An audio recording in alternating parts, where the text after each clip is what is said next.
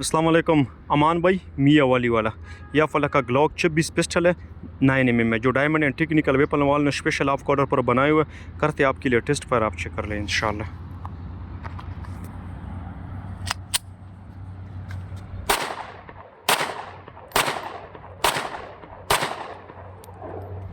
एक मैगजीन से हमने टेस्ट फायर कर दिया, अब करते हैं दूसरे मैगजीन से इंशाल्लाह।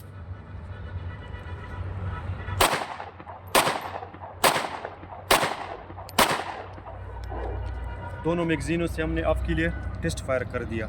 ये था ग्लॉक 26 4 जनरेशन। अगले वीडियो के लिए हमारा इंतज़ार कीजिए। Thanks for watching videos.